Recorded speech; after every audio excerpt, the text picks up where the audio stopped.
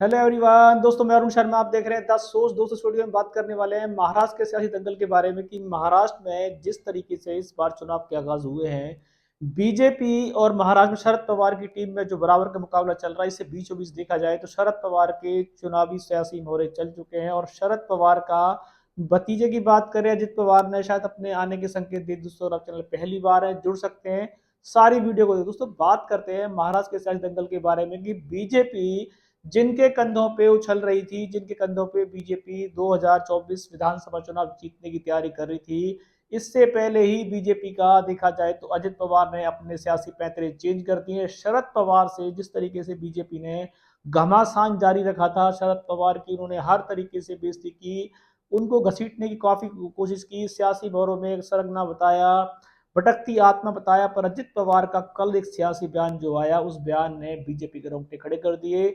अजित पवार भले ही बीजेपी में हैं, पर उन्होंने कल अपनी एक गलती मानी। उन्होंने कहा कि उनको अपनी घरवाली को परिवार के खिलाफ मैदान में नहीं लड़ाना चाहिए था, इसके लिए उनको पछतावा है। वो भूल कर उन्होंने कर दी। अपनी बहन से वो आज भी बहुत प्यार करते हैं और अपनी बहन के सामने अपनी घरवाली को खड़ा करना किसी भी तरीके से शोभनीय नहीं था, पर वो मजबूरी में ऐसा कर गए। अब इसके सियासी मायने बहुत सारे निकल रहे हैं। क्या अजित पवार का प्यार उमड़ रहा है?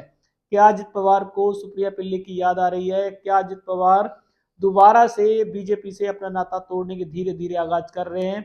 जिस तरीके से शरद पवार को वो बुड्ढा बताते थे, जिस तरीके से शरद पवार को वो कहते थे कि रिटायर हो जाओ, दिन ज्यादा नहीं है, जिस तरीके से शरद पवार को ठेंगा दिखाकर सारी पार्टी पे कब्जा लिया, सारे नेताओं को भगा के ले गए, आज अजित पवार का रातों रात हृदय परिवर्तन कैसे हो गया? क्या उनको समझ में आ चुका है कि बीजेपी इस बार महाराष्ट्र में जाने की कगार पे है और बीजेपी इस बार सत्ता में नहीं आएगी, और सत्ता में शायद इंडिया गठबंधन और शरद पवार की तूती बोलेगी, तो उनको शायद उस परिवार में जाने का फायदा है जहां उनको उप डिप्टी सीएम या और अच्छा पद कोई मिल जाए।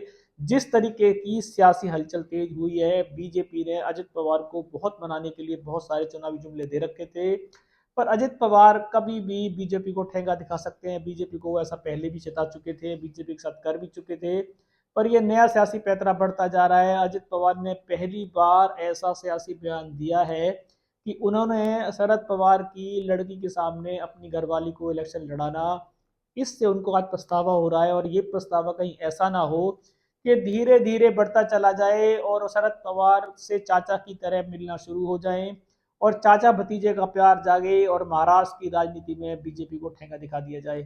दोस्तों शरद पवार ने काफी सियासी हलचल तेज कर दी है, क्योंकि शरद पवार ने अपनी पार्टी के बहुत से नेताओं को जो छोड़कर भागे थे, उनको भी मना लिया है, उनको वापस बुला लिया है। पर इसी बीचों बीच देखा जाए तो अजित पवार को शायद सियासी पैतरे बहुत दिनों से शरद पवार चल रहे थे। जिस तरीके से बीजेपी उन पे हमलावर थी, पर अजित पवार ने कभी भी बीजेपी का इन बयानों के साथ नहीं दिया।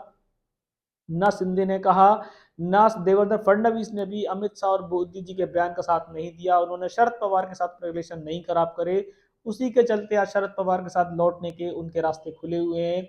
शरद पवार के लिए जिस तरीके से उन्होंने अब अपने पक्ष ढीले रखे हैं, जिस तरीके से अपनी बहन सुप्रिया पिल्ले को दोबारा से मानना शुरू किया है, जिस तरीके से इलेक्शन में उनकी घरवाली हारी थी, उसको उन्होंने आज पछतावा महसूस हो रहा है। अब ऐसा ना हो कि शरद पवार से वो कुछ दिनों के अंदर ही अपनी गलती मान ले। और घर का प्यार तो घर क्या होता है, बीजेपी शायद बाहर की होने वाली है, क्योंकि शरद पवार और चाचा भतीजे का प्यार कभी भी रंग रूप ले सकता है और बीजेपी की मुश्किलें बढ़ सकती हैं। अब देखते हैं कि देवेंद्र फडणवीस और शिंदे क्या इस बार बीजेपी की हसरतों को पूरा कर पाएंगे, क्योंकि लोकसभा चुनाव में तो बीजेपी की हसरत पूरी नहीं हुई थी। विधानसभा चुनाव में उन्होंने बीजेपी को ये कहा था कि इस बार हम यहाँ पे कमल खिला के रहेंगे। देवेंद्र फडणवीस ने पूरी जिम्मेदारी ली थी हार की, क्या दोबारा से वो हार की जिम्मेदारी लेने के लिए तैयार हैं? क्या शिंदे जिस तरीके से उद्धव ठाकरे को ठेंगा दिखा के आए थे, क्या उनको अब दोबारा से पछताना पड़ेगा?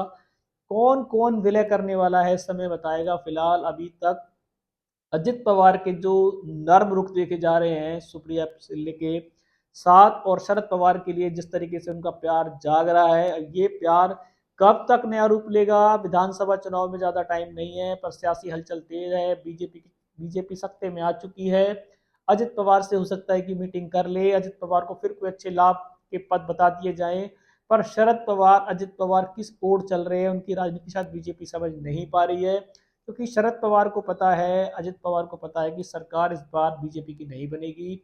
इस बार इंडिया गठबंधन की सरकार बनने वाली है, तो अजित पवार को दोबारा से उप मुख्यमंत्री बनना है, तो उनको शरद पवार के गुट में आना पड़ेगा और चाचा को चाचा कहना पड़ेगा। दोस्तों, फिलहाल बीजेपी में हलचल जारी और शरद पवार ने अपने सियासी मोहरे चल दिए। इसी बीचों बीच अजित पवार अपने चाचा को चाचा मानने के लिए तैयार हैं और ये चाचा कब तक मान जाएंगे, अब ये समय बताएगा। इस रुझान पे नजर बना के रखेंगे, क्या बीजेपी में अजित पवार ठेंगा दिखाकर शरद पवार के गुट को ज्वाइन करेंगे, सुप्रिया पिल्ले के साथ किस तरीके से उनका दोबारा से रिश्ते शुरू होंगे, समय बताएगा। इस रुझान पर नजर बना के रखेंगे। कोई नया अपडेट मिलेगा समय से पहले बताएंगे। अगर आप चैनल पहली बार हैं, जुड़ सकते हैं, सारी वीडियो को देखें। दोस्तों, मैं अरुण शर्मा मिलूंगा नई सोच के साथ, अपना ध्यान रखें। नमस्कार।